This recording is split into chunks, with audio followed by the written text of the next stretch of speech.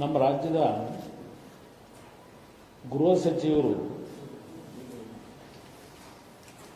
ಒಂದು ರೀತಿ ಅವರ ಯಾವ ಮಟ್ಟಕ್ಕೆ ಬಂದಿದ್ದಾರೆ ಅಂದರೆ ಪ್ರತಿದಿನದ ಅವರ ಹೇಳಿಕೆಗಳು, ಅವರ ಇನ್ವಾಲ್ವ್ಮೆಂಟ್ ನೋಡಿದಾಗ ಸಾರ್ವಜನಿಕವಾಗಿ ಹಿಂದೆ ನಾವು ಹಿರಿಕ್ರೇಳರು ಹಾಡು ಮುಟ್ಟದ ಸೊಪ್ಪಿಲ್ಲ ಅಂತೇಳಿ ಆ ರೀತಿ ಈಗಿನ ನಮ್ಮ ಗೃಹ ಸಚಿವರು ಚರ್ಚೆ ಮಾಡದೇ ಇರತಕ್ಕಂಥ ಸಬ್ಜೆಕ್ಟ್ಗಳೇ ಇಲ್ಲ ಇವರು. ಎಲ್ಲದರಲ್ಲೂ ನಾನು ಪಾರದರ್ಶಕವಾದಂಥ ಪರಿಶುದ್ಧವಾದಂಥ ನಡವಳಿಕೆಯಿಂದ ಇರತಕ್ಕಂಥವನು ಅಂತಕ್ಕಂಥದ್ದನ್ನು ಪ್ರತಿನಿತ್ಯ ಹೇಳ್ತಕ್ಕಂಥದ್ದು ನೋಡಿದ್ದೇನೆ ನಾನು. ಇತ್ತೀಚೆಗೆ ಈ KPSCಯ ಹಗರಣ ಬಹುಶಃ ನಮ್ಮ ರಾಜ್ಯಕ್ಕೆ ಅದೇನೋ ಆ KPSCಯ ಸಂಸ್ಥೆ ಬಗ್ಗೆ ಒಂದು ರೀತಿ ಸಾರ್ವಜನಿಕವಾಗಿ ಯಾವುದೇ ರೀತಿಯ ಆ ಸಂಸ್ಥೆ ಬಗ್ಗೆ ವಿಶ್ವಾಸ ಇಲ್ಲ.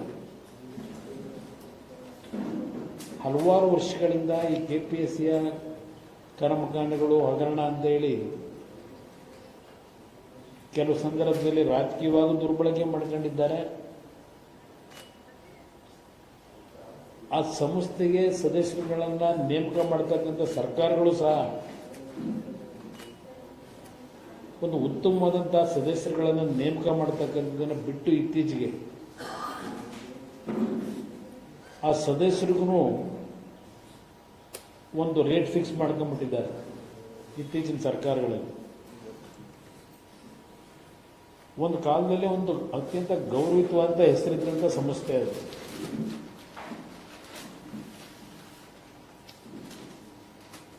ಆ ಸಂಸ್ಥೆ ಬಗ್ಗೆ ಹಲವಾರು ಉತ್ತಮವಾದಂಥ ಸದಸ್ಯರುಗಳು ಕೆಲಸ ಮಾಡಿರ್ತಕ್ಕಂಥದ್ದು ನಮ್ಮ ಈ ಪೂರ್ವಿಕರ ಇತಿಹಾಸದಲ್ಲಿ ಕಾಣಲಿಕ್ಕೆ ಸಾಧ್ಯ ಇದೆ.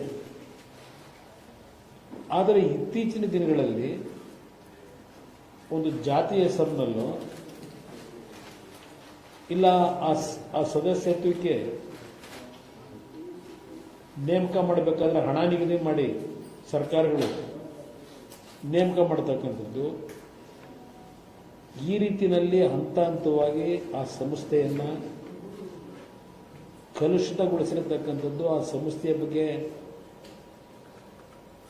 ವಿಶ್ವಾಸ ಮೂಡದೇ ಇರತಕ್ಕಂಥದ್ದಕ್ಕೆ ಕಾರಣ ಪ್ರಮುಖವಾಗಿ ಸರ್ಕಾರವೇ ಅಂತಕ್ಕಂಥದ್ದನ್ನು ನಾನು ನೇರವಾಗಿ ಹೇಳಲಿಕ್ಕೆ ಬಯಸ್ತೇನೆ. ಪಾಪ ನಿನ್ನೆ ದಿನ ಹೇಳಿದ್ದಾರೆ, ನಮ್ಮ ಹಾಡು ಮುಟ್ಟದ ಸೊಪ್ಪಿಲ್ಲದೆ ಇರ್ತಕ್ಕಂಥ ಪ್ರಿಯಾಂಕಾ ಕೃಪಾಪೋಷಿತ ಮಂಡಳಿ ಇದು ಈಗ ನಡೀತಾ ಇರತಕ್ಕಂಥದ್ದು ಎಲ್ಲ ವಿಷಯಗಳಿಗೂ ಪಾಪ ನಿಂತಿದ್ದಾರೆ.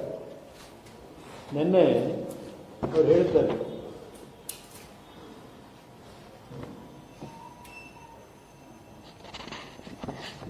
ಏನು ಹೇಳ್ತಾರೆ, ಇದು ಬೇಲಿಯೇ ಎದ್ದು ಹೊಲ ಮೇದಂಥ ಪ್ರಕರಣ. ಬೇಲಿ ಎದ್ದು ಹೊಲ ಮೇದರೆ ಏನು ಮಾಡಲು ಸಾಧ್ಯ? ಪರಿಸ್ಥಿತಿ ನಮ್ಮ ಕೈಲಿ ಇಲ್ಲ.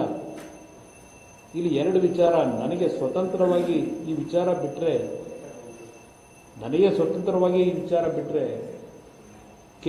KPSCನ ರದ್ದು ಮಾಡ್ತೀನಿ.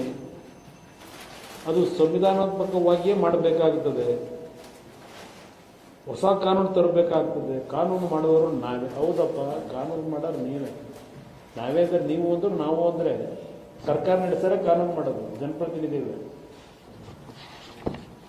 ನೀವು ಹೇಳೋದು ಒಪ್ತೀನಪ್ಪ. ಇಲ್ಲಿ ಈ ಲೇಟೆಸ್ಟ್ ಒಂದು ಹೇಳ್ತೀನಿ ಮೊದಲಿಗ. ಯಾರೋ ಜ್ಞಾನೇಂದ್ರ ಕುಮಾರ್ ಇವತ್ತು ಈ ಗೃಹ ಸಚಿವರಿಗೆ ಕೇಳಿದ್ದೇನೆ, ಏನು ಹೇಳಿಕೆ ಕೊಡ್ತೀರಿ? ಮಾಧ್ಯಮದಲ್ಲಿ ನಾಪತ್ತೆ ಆಗಿಲ್ಲ ಅಂತಕ್ಕಂಥ ಸುದ್ದಿ ಬಂತು. Jnanendra Kumar officer, controller, examination controller ಅವರಿಗೆ ಕಳೆದ 2 ವರ್ಷದಿಂದ ಇರಬಹುದು. ಈ ವ್ಯಕ್ತಿ ಯಾವಾಗ ಇಡಿ ರೈಡು ಇದೆಲ್ಲ ಶುರುವಾಯಿತು, ಯಾವಾಗ ಇದು ಉದ್ಭವ ಆಗಿದ್ದ ಹಾಗೆ ಯಾರೋ ಒಬ್ಬ ಮಂಜುನಾಥ್ ಅಂತಲೋ ಯಾರೋ ವ್ಯಕ್ತಿ 80 ಲಕ್ಷ ರೂಪಾಯಿ ಡಿಮ್ಯಾಂಡ್ ಇಟ್ಟಿದ್ದಾರೆ ಈ ಪಶುವೈದ್ಯಕೀಯ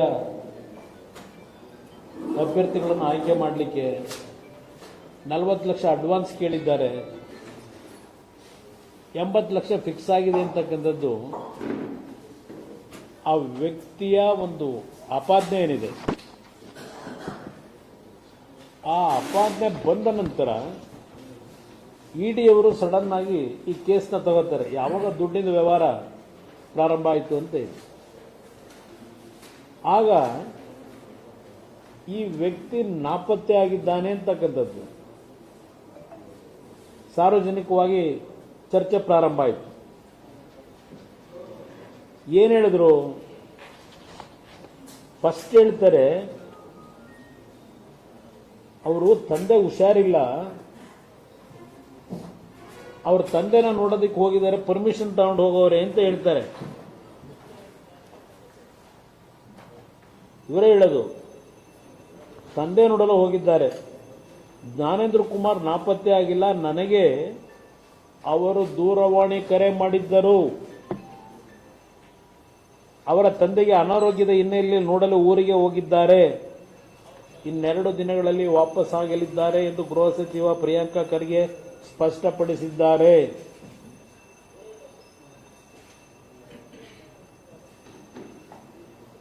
ಈ ಬಗ್ಗೆ ಇಮೇಲ್ ಮುಖಾಂತರ ಮೇಲಿನ ಅಧಿಕಾರಿಗಳಿಗೂ ತಿಳಿಸಿದ್ದಾರೆ ಅಂತೇಳಿ ಹೇಳಿಕೆ ಕೊಟ್ಟವರೇ ನಮ್ಮ ಗೃಹ ಸಚಿವರು ಪ್ರಿಯಾಂಕ ಖರ್ಗೆ. ಇದ್ಯಾವತ್ತು ಹೇಳಿದ್ರು? 23ನೇ ತಾರೀಕು. 25ನೇ ತಾರೀಕು ಏನ್ ಹೇಳ್ತಾರೆ? ಜ್ಞಾನೇಂದ್ರ ಎಲ್ಲಿದ್ದಾರೋ ಗೊತ್ತಿಲ್ಲ, ಖರ್ಗೆ ಉಲ್ಟಾ.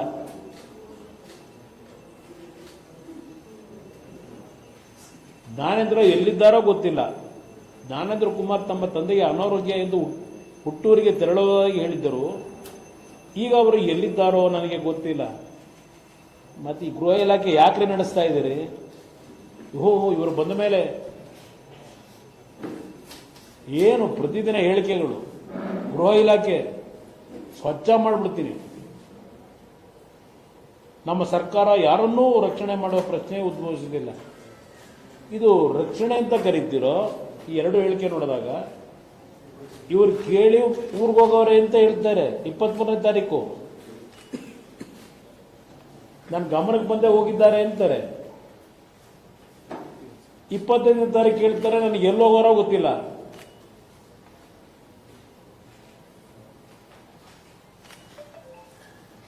ಇದು ಗ್ರೇಟ್. ಅವ್ರ ಹೋಮ್ ಮಿನಿಸ್ಟರ್ ಏನು ಪರಿಶುದ್ಧ ಮಾಡ್ತಾರಂತೆ. ಎಂತದ ಎಂತ ಇದು ಪರಪ್ ನಗರದ್ದು 1 ವಾರ ಡಿಲೇ ಮಾಡಿಸಿದ್ದು. ರಾಜ್ಯದಲ್ಲಿ ಯಾರ್ಯಾರ ಧ್ವನಿನ ಹೇಗೆ ಅಡಗಿಸಬೇಕು ಅಂತ ಹೇಳಿ ನೀವು ಹೊರಟಿದ್ದೀರಿ ಅನ್ನೋದು ನನಗೆ ಗೊತ್ತಿದೆ. ಈ ರಾಜ್ಯ ಸರ್ಕಾರ ಕೇಳಲಿಕ್ಕೆ ಬಯಸ್ತೀನಿ, ಯಾವ ರೀತಿ ನೀವು ಧ್ವನಿ ಅಡಗಿಸಬೇಕು ಅಂತ ಹೇಳಿ ನಿಮ್ಮ ಸರ್ಕಾರದ ವಿರುದ್ಧ ಚರ್ಚೆ ಮಾಡೋರ ಬಗ್ಗೆ ಸಾರ್ವಜನಿಕವಾಗಿ ಹಲವಾರು ವಿಷಯಗಳನ್ನ ತಾಳೆ ಹಾಕಿಸಿ ಧ್ವನಿ ಅಡಗಿಸಬೇಕು ಅಂತ ಏನು ಹೊಡ್ತೀರಿ?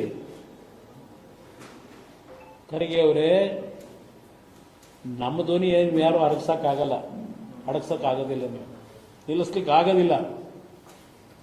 ನೀವು ಎಷ್ಟು ಸಮರ್ಥರಿದ್ದೀರಿ, ಇದೊಂದು ಹೇಳಿಕೆ ಪ್ರಾರಂಭಿಕವಾಗಿ ನಿಮ್ಮ ಮುಂದೆ ತರ್ತಾ ಇದ್ದೀರಿ. ಈ ಸರ್ಕಾರದಲ್ಲಿ ಕಳೆದ 3 ವರ್ಷದಲ್ಲಿ 4 ಇಲಾಖೆಗಳ ನೇಮಕಾತಿ ನಡೆದಿದೆ. ಆ 4 ನೇಮಕಾತಿ ಇಲಾಖೆಗಳಲ್ಲಿ ನಡೀತು. ಆ 4 ಹಣೆ ಬರ ಎಲ್ಲಿಗೆ ತಂದಿಟ್ಟಿದ್ದೀರಿ? ಏನು 75,000 76,000 ಸರ್ಕಾರಿ ನೌಕರನ್ನ ಆಯ್ಕೆ ಮಾಡ್ಕೊತಾರಂತೆ. ಎಷ್ಟು ದಿವಸ ಆಯ್ತು ಹೇಳಿ? ಸಿದ್ದರಾಮಯ್ಯನ ಕಾಲದಲ್ಲೇ ಹೇಳಿದ್ರಿ, ಯಾರೇ ಹೆಚ್ಚು ಕಡಿಮೆ 7 ತಿಂಗಳು 8 ತಿಂಗಳು 1 ವರ್ಷ ಆಯ್ತಾ ಬಂತೇನೋ. 75 76,000 ಯುವಕರಿಗೆ ಉದ್ಯೋಗ ಕೊಡ್ತೀವಿ ಅಂತಕ್ಕಂಥದ್ದು ಹೇಳಿ ಏನೇನು ನಡೆಸ್ತಾ ಇದ್ದೀರಿ? ಯಾವ ರೀತಿ ಪರಿಶುದ್ಧವಾಗಿ ಈ KPSC ಮುಖಾಂತರ ನಡೀತಾ ಇದೆ? ಇದನ್ನ ಇವತ್ತು ಕೇಳಲಿಕ್ಕೆ ಈ ಸರ್ಕಾರಕ್ಕೆ ಬಯಸ್ತೀನಿ. ಮುಖ್ಯಮಂತ್ರಿಗಳು ಹೇಳ್ತಾರೆ ಈ ರಾಜ್ಯದಲ್ಲಿ ಭ್ರಷ್ಟಾಚಾರ ಇನ್ನು ಮುಂದಕ್ಕೆ ನಡೆಯೋ ಪ್ರಶ್ನೆ ಇಲ್ಲ, ನಡೆಯಕ್ಕೆ ಬಿಡಲ್ಲ. ಲಂಚದ ಪ್ರಶ್ನೆನೇ ಇಲ್ಲ. ಅದಂತೂ ಕಾಯ್ದೆ ಬೇರೆ ತಂದಿಲ್ವಂತ ತಿನ್ನುವೆ. ಇಲ್ಲೆಲ್ಲ ಖರ್ಗೆ ಅವ್ರು ಹೇಳಿದ್ ನೋಡಿದೆ, ಪ್ರಿಯಾಂಕಾ ಖರ್ಗೆ. ಪಾಪ ಆ ಖರ್ಗೆ ಅವ್ರದ್ದು ಹೇಳಲ್ಲ, ಪ್ರಿಯಾಂಕಾ ಖರ್ಗೆ ಹೇಳಿದ್ರು ಭ್ರಷ್ಟಾಚಾರ ಕಾಯ್ದೆ ಇನ್ನು ನಾವು ಪಾಸ್ ಮಾಡೋಕ್ಕಾಗಿಲ್ಲ, ತರಬೇಕು. ಯಾವ ಕಾಯ್ದೆ ತಂದು ಏನು ಮಾಡ್ತೀರಿ? ಈ ದೇಶದಲ್ಲಿ ನೋಡ್ತಾ ಇದ್ದೀನಿ ನಾನು, ಎಷ್ಟೆಷ್ಟು ಹೊಸ ಹೊಸ ತಿದ್ದುಪಡಿಗಳನ್ನು ತಂದು ಎಷ್ಟರ ಮಟ್ಟಿಗೆ ನಿಮ್ಮ ಪಾರದರ್ಶಕತೆ ನಿಮ್ಮ ಆಡಳಿತದಲ್ಲಿ ನಡೆಸ್ಕೊಂಡು ಬರ್ತಾ ಇದ್ದೀರಿ ಅನ್ನೋದು ನೋಡಿದ್ದೀನಿ ನಾನು.